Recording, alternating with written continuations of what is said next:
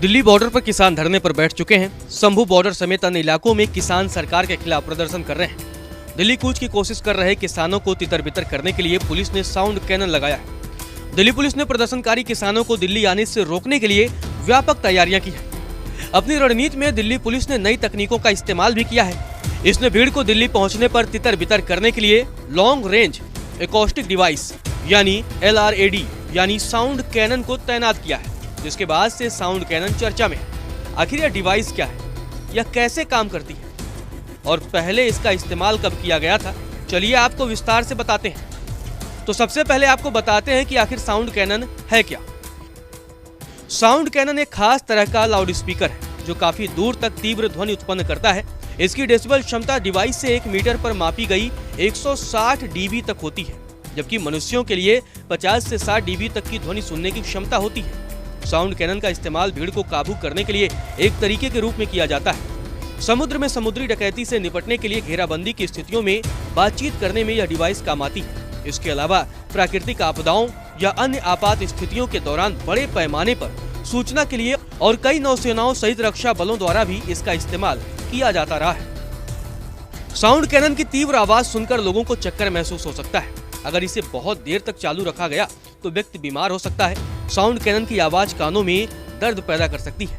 चलिए अब आपको साउंड कैनन का पूरा इतिहास बताते हैं। साउंड कैनन अमेरिकी मिसाइल विध्वंसक USS कोल पर आत्मघाती हमले के बाद आम इस्तेमाल में आई।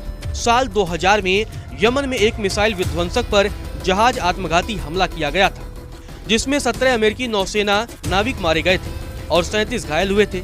इस हमले के बाद अमेरिकी नौसेना ने साउंड कैनन डिवाइस स्थापित की। नौसेना को दूर से आने वाले जहाज के मकसद को जानने के लिए यह डिवाइस बनाई गई थी। इसका उपयोग करके नौसेना के लिए आने वाले जहाजों से संपर्क करना संभव हो गया, जो दूर से रेडियो कॉल का जवाब नहीं देते थे। 2002 में इस डिवाइस की शुरुआत की गई थी। इसके बाद से उपकरण को कई कामों में इस्तेमाल किया जाने लगा।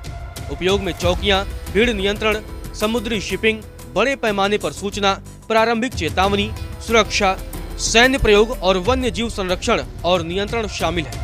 इन उपकरणों का व्यापक रूप से संचार के लिए और विरोध प्रदर्शन सहित कई भीड़ नियंत्रण के लिए भी उपयोग किया जाने लगा है। यह उपकरण चर्चा में तब आया जब इसका उपयोग ऑस्ट्रेलिया में कैनबरा के 2022 के कोरोना वैक्सीन से जुड़े प्रदर्शनकारियों के खिलाफ किया गया था।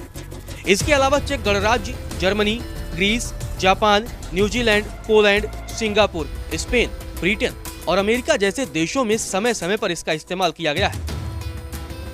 अब पुलिस ने दिल्ली बॉर्डर पर पहुंच रहे किसानों के आंदोलन से निपटने के लिए साउंड कैनन को तैनात कर दिया है, जिससे किसानों को तितर बितर किया जा सके। अगर आपको हमारा ये वीडियो पसंद आया हो तो इसे लाइक और शेयर जरूर करें और हाँ, हमें सब्सक्राइब और फॉलो करना ना भूलें ताकि आप देश और दुनिया की कोई खबर मिस ना करें। तो जुड़े रहिए हमारे साथ और देखते रहिए